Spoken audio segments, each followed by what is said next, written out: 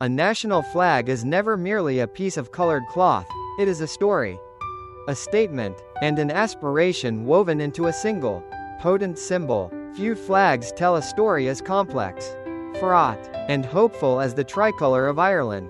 At first glance, its design is one of striking simplicity: 3 vertical bands of green, white, and orange. Yet, within this simple arrangement lies the very soul of Ireland's history, a narrative of ancient identity, profound division, and an enduring dream of peace.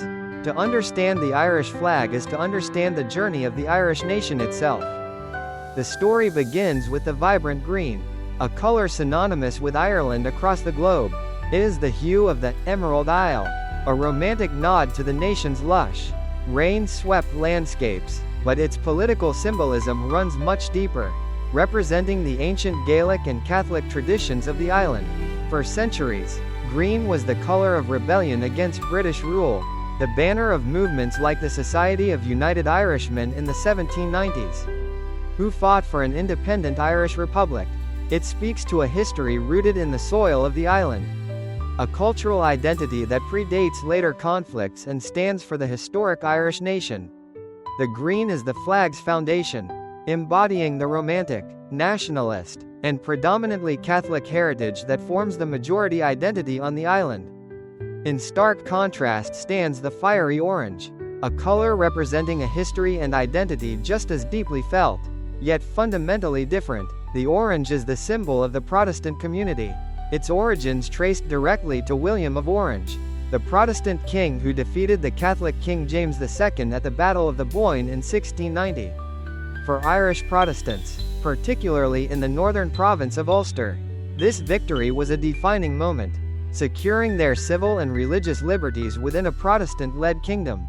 The color, therefore, does not merely signify a religious denomination, it represents a distinct cultural and political tradition, one historically aligned with Great Britain and the Crown. It is the color of the Orange Order, a fraternal organization dedicated to upholding this heritage. To include orange on the national flag was a radical and deliberate act, acknowledging a community whose identity and allegiances were, for centuries, seen as antithetical to the cause of Irish nationalism. Between these two powerful and historically opposed colors lies the white, which is arguably the most important stripe on the flag. The white is not a passive separator or a neutral void, it is the active and profound symbol of peace and the hope for reconciliation.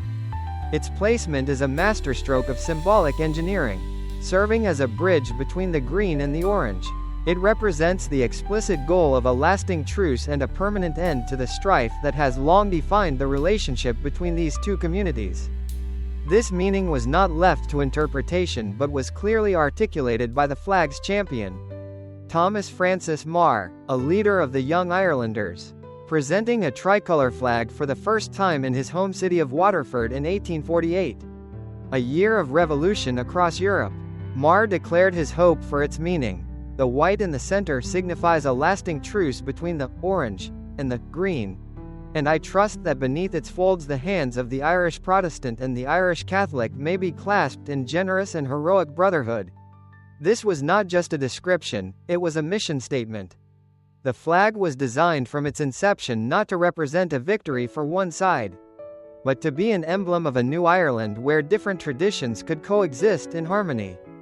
The practical journey of this symbol, however, highlights the deep chasm between aspiration and reality.